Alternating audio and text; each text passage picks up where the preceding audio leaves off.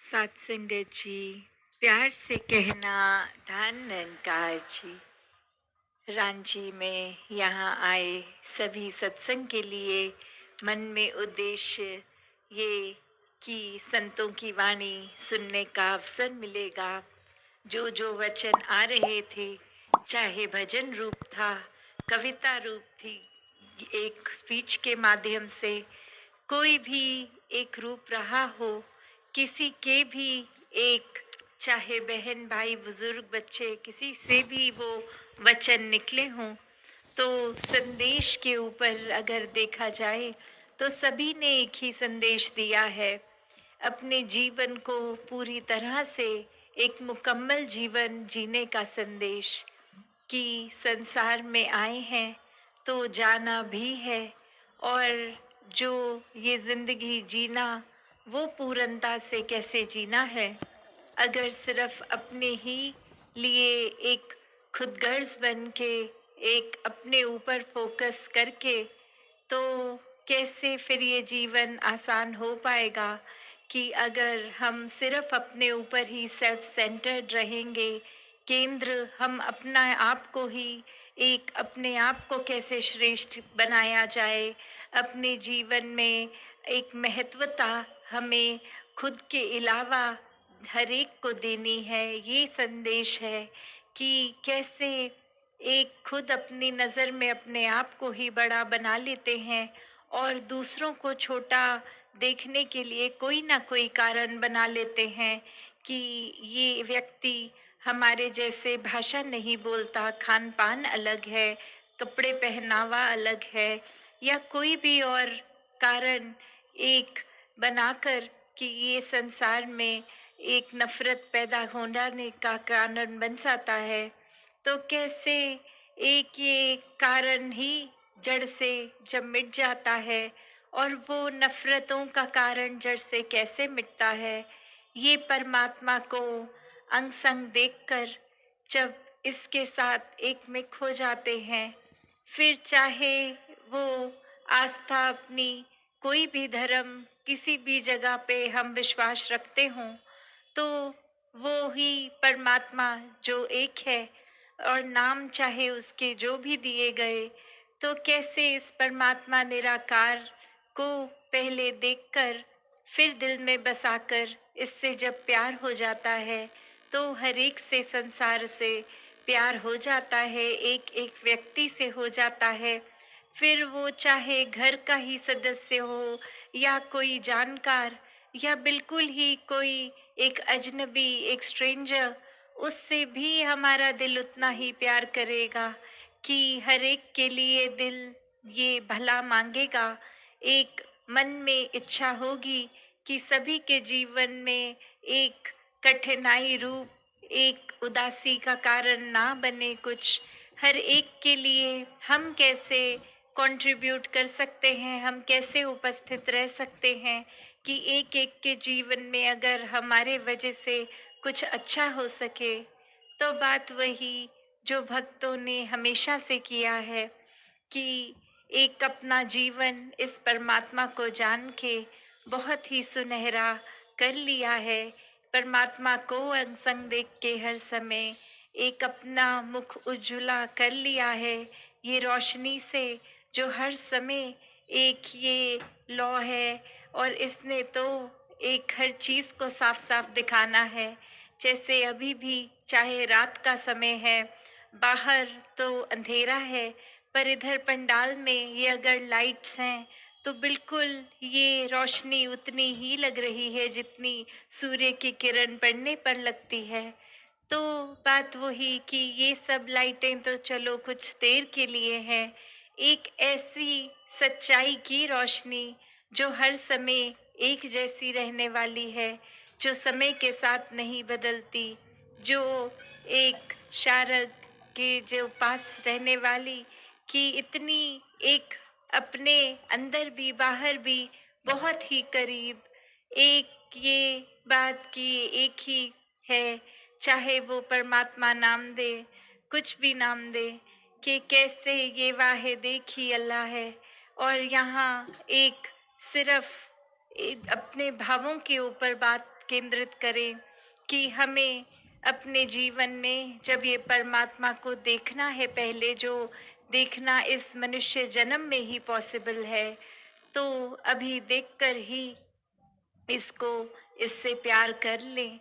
एक जीवन में इसके ऊपर जब केंद्रित रहेंगे तो फिर हर चीज़, चाहे हम दिनचर्या में जो भी कर रहे हों, भोजन खा रहे हों, सो रहे हों, जागे हों, ये कुछ कार्य कर रहे हों, तो सभी कार्य करते हुए भी इस परमात्मा को दिल में अगर बसाया है तो ये निराकार से जहाँ प्यार करते हुए हर कार्य संभव हो जाता है बहुत आसानी से करना।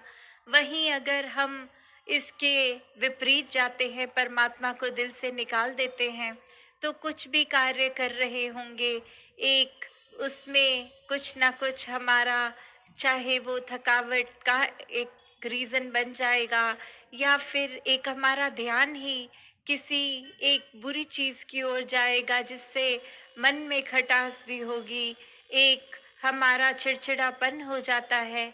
तो कैसे हर समय आनंद की अवस्था में रहना, ये सिर्फ और सिर्फ परमात्मा के साथ जुड़कर ही हो सकता है। वरना दुनिया में तो हर चीज़ ने अलग अलग तरीके से चलना है और हर चीज़ हमारे मुताबिक नहीं हो सकती।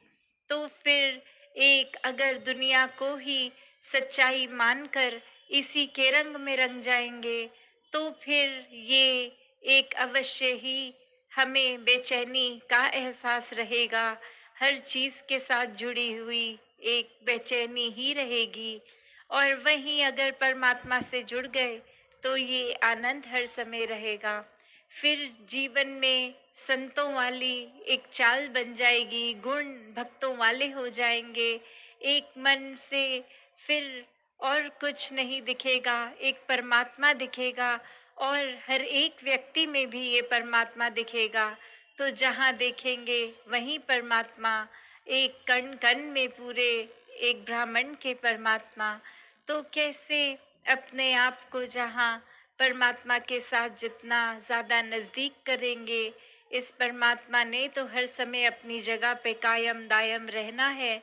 अगर कुछ एक कमी है तो हमारे विश्वास में, हमारे एक उस समय में अपना नाता परमात्मा से तोड़ के कहीं और दुनियावी चीज़ों में लगा लेते हैं और वहाँ फिर वो दिल दूरी भी महसूस करता है। और कैसे फिर एक ये दूरी फिर बढ़ती भी जाती है अगर अपने आप को वापस इस परमात्मा पे केंद्रित ना किया जाए।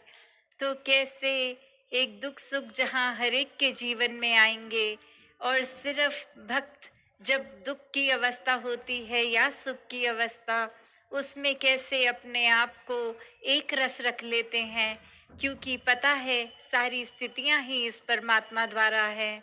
तो फिर क्या फर्क एक अच्छी अवस्था या बुरी अवस्था में। तो एक संसार में आए हैं तो अपना कर्म परिवार के प्रति, समाज के प्रति, अपने एक क्षेत्र, राज्य, गांव, कस्बा जहाँ पे भी हैं, तो कैसे वो जिम्मेवारियों का भी पालन करता है भक्त और अपने जीवन में अपने आप को जिम्मेवारियों से पीछा नहीं छुड़ाता। एक अपने आप को काट कर अपनी रिस्पॉन्सिबिलिटी से कहीं दूर नहीं जाता भक्त, पर इसी घर में रहकर, इसी समाज में रहकर वो भक्ति भी करता ही जाता है। कैसे हम हर एक में वो पोटेंशियल है कि अपना पूर्ण रूप को पहचान लें। जब इस परमात्मा के दर्शन कर लेते हैं तो अपनी असली पहचान जो कि परमात्मा ही है, ये समझ आ जाती है इस आत्मा को कि एक शरीर के ऊपर नहीं, एक आत्मा का असली आधार ये परमात्मा ही है। शरीर तो कुछ सालों के लिए ही इस परमात्मा ने दिया है और इसी शरीर में होते होते इस परमात्मा को जानकर इसके साथ एकमिक वाली अवस्था रहे। तो कैसे हर समय एक भक्त जो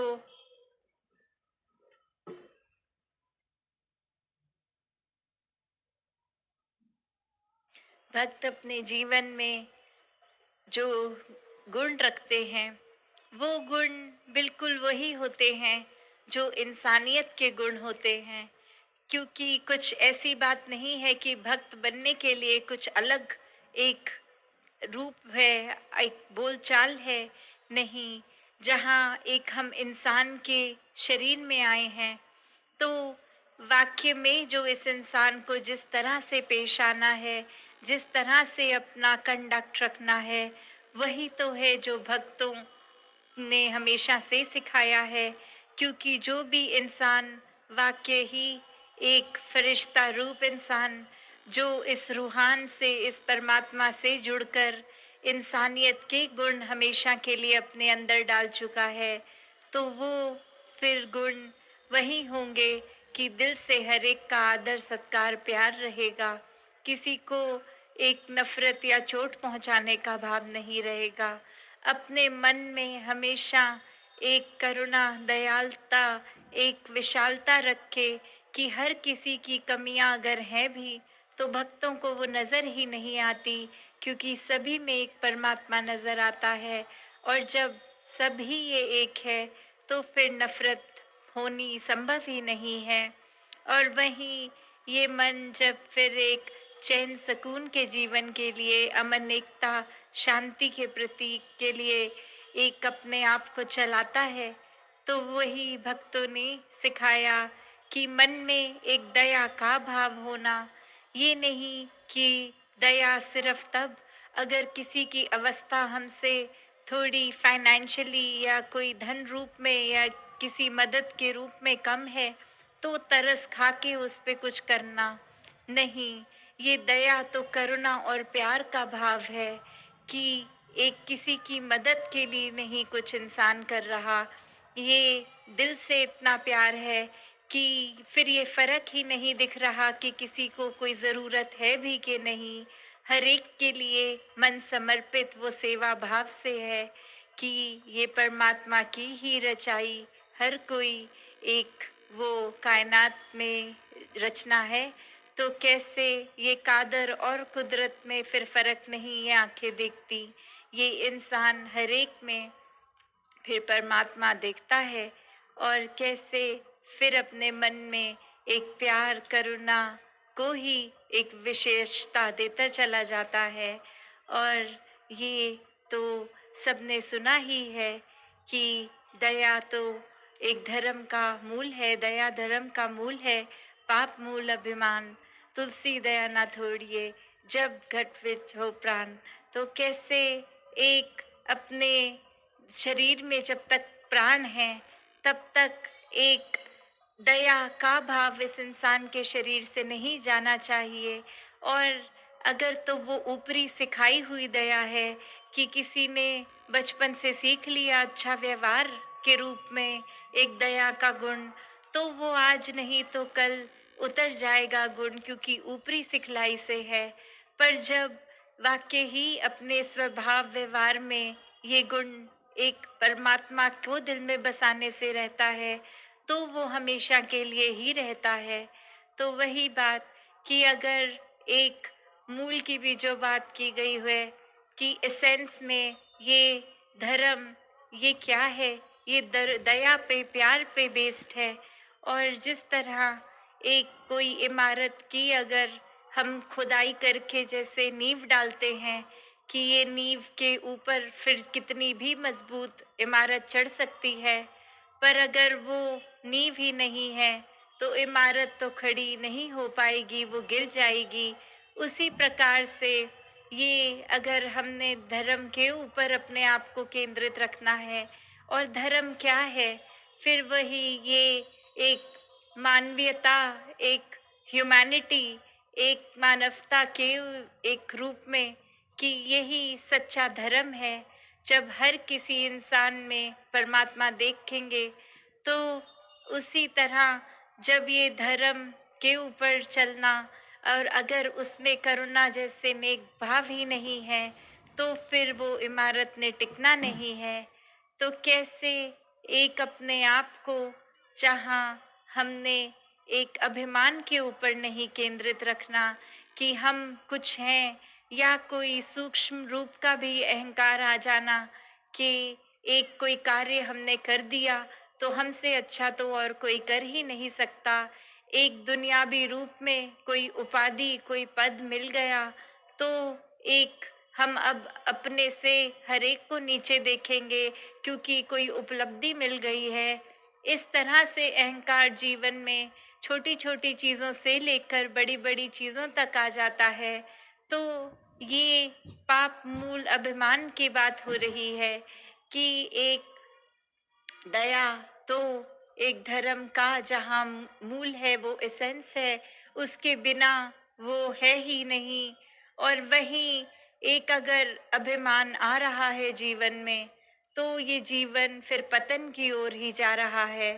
तो कैसे अपने आप को इस अभिमान से भी दूर रख सकते हैं हम अभिमान को आने ही ना दें। और कैसे ना आने दें, वो भी बात फिर यही कि अगर कुछ भी कार्य कर लिया और सोचा कि ये हमने ही किया है तो अभिमान अपनी जगह बना लेता है। पर अगर हमेशा इस कर्ता को ही, इस परमात्मा को, निराकार को ही हम एक ये मानेंगे कि इसी की रजा में सब कुछ हो रहा है, हम तो कुछ है ही नहीं कि कुछ कर सके। जो भी कर रहे हैं वो परमात्मा की वजह से ही। अगर इस शरीर में बल है तो शरीर भी परमात्मा ने ही दिया है। अगर कोई धन रूप में कुछ कर रहे हैं तो ये धन भी परमात्मा ने ही दिया है। तो कैसे जब अपने आप को एक हम कर्ता नहीं मानते, इस परमात्मा को ही कर्ता मान लेते हैं, तो ही जीवन में फिर ये अहंकार नहीं टिकेगा। क्योंकि फिर अहंकार का एक स्थान ही नहीं रहता। जैसे एक मयान में दो तलवारें नहीं रहती, तो जब एक दिल जिसमें परमात्मा बस रहा है, प्यार है, दया, करुणा, एक अमन, शांति, सुकून, एक विशालता, तो वहाँ पे फिर वैर, नफरत, एक अहंकार के भाव, ऐसे सब चीजों का स्थान नहीं रहता। तो वो चुनाव हमें ही करना है कि हमें जीवन में क्या मन में बसाना है। एक ऐसी संसारिक चीजों को बसा लें जो आज अगर खुशी दे भी रही हैं तो कल वो हमारी खुशी का कारण नहीं है। या फिर इस परमात्मा को इस तरह बसा लें कि एक बार इसके दर्शन कर लिए और अब ये इस तरह मन में बसा कि अब बस ये हर समय ही इसी के साथ मन जुड़ गया है। इसके बिना एक पल भी जीवन का कोई गुजारा ही नहीं है। तो कैसे जो एक परमात्मा को ही दुनिया भी किसी भी धन दौलत से ऊपर रखते हैं तो वो ही असली रूप में भक्त होते हैं। फिर ये फर्क नहीं पड़ता कि वो अमीर हैं या गरीब हैं। ये धन तो सिर्फ जीवन मात्र का गुजरान ही है। एक भक्त कबीर जी जैसे कुटिया में रहने वाले भी ऊंचे भक्त हुए और महलों में रहने वाली एक मीराबाई भी एक उस रूप में तो चाहे धनी, तो भी उनके जीवन में जब तक ये सच्चा धन नहीं आया तब तक उन्होंने अपने आप को अमीर नहीं माना। तो कैसे एक आध्यात्मिक होने का मतलब ये नहीं कि कुछ सांसारिक उपलब्धियां आध्यात्मिक होने से मिलेंगी, परमात्मा का नाम लेंगे तो कुछ हासिल होगा। नहीं, ये परमात्मा को जानना, इसका नाम लेना तो तब ही आनंद का कारण बनता है जब इसको पहले देख लेते हैं। ये परमात्मा ने इस इंसान को रचकर इंसान से क्या एक काम करवाने हैं, वो अच्छाइयों वाले काम करने फिर हर पल में जब ये इंसान शुरू कर देता है तो ही पूर्णता से वो इंसान है। वरना तो सिर्फ एक शरीर इंसान का और कर्म तो फिर हैवान वाले हैं। तो हमें ही एक परमात्मा का आसरा लेकर ये सोझी बनानी है कि हम किस दिशा में जाएं। तो जहाँ हर एक ने सेवा सिमरन सत्संग करते हुए अपने जीवन को निराकार के एक एहसास में हर पल बिताना है, वहीं अपने जीवन की जो भी कर्तव्य है उनको भी निभाना है। अपने जीवन में फिर एक और ज़्यादा अच्छाई को बिठाना है, पूर्णता से इंसान बनना है। सत संगत जी, धन निरंकार जी।